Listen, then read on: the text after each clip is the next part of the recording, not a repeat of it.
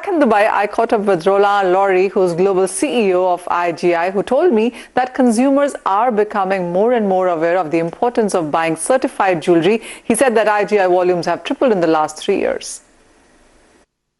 The growth has been amazing. There's a very strong demand for certification. I think that in the last 3 years, we almost tripled volume.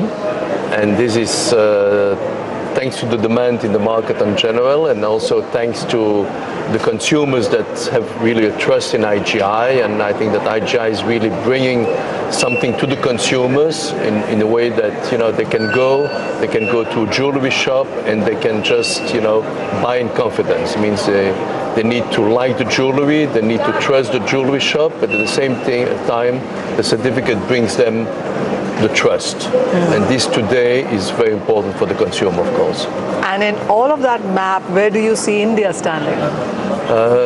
India is an amazing position because, as you know, 90% of the diamonds are polished in India, and I think 80% of the jewelry is manufactured in India.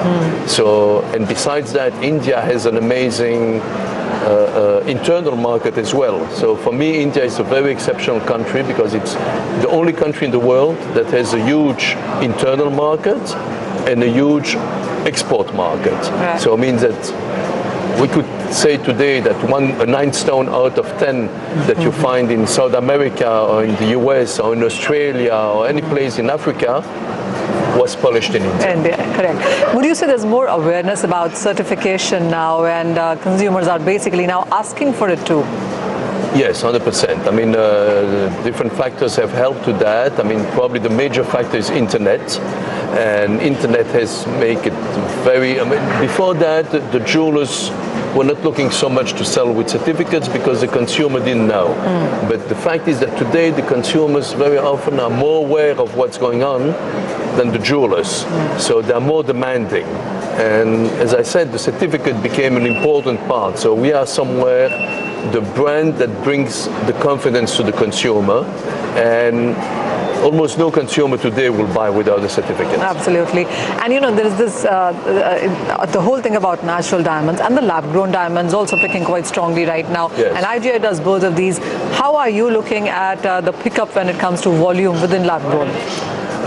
Of course, the pickup in lab-grown is very impressive and very fast, but IGI has been the first one to decide to certify lab-growns already 15 years ago. Nobody was doing it. I mean, nobody in the industry was even really thinking seriously of lab-grown, and we decided to go in it because we thought, what man can manufacture in small volume, one day he will manufacture in big volume. It's with everything, it's like that.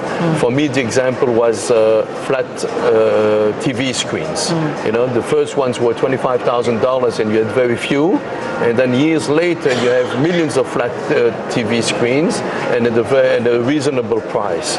So we saw this happening with lab-grown also. But at the same time, we think that lab-grown and natural are very complementary. Okay, I know not everybody agrees to that, but slowly on we're going to get to that.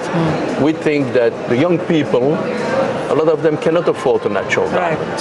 So now, thanks to lab-grown, it brings hundreds of millions of young people back to diamonds. Okay, India is a little bit different, but when you look at the United States or Europe, women don't wear diamonds anymore, and certainly not young women. And by the way, the average age of buying a diamond today in the US is 42 years, when it used to be 30 years old 20 years ago. So diamonds slowly on were going out of fashion. On an year-on-year, what would you say? How many more and more diamonds are you grading now? And would you also say that with the way the market is going, the ticket size, how would you differentiate that? Is it increasing, going down? How is it? No. As I said, I mean, it's increasing, it's a fact. And you see, we even have so much demand that now we're opening 2 new labs, one in Turkey and one in Egypt, which are countries, that are not the major countries, but we see all those markets are developing, and demand for the right product with right explanation is there.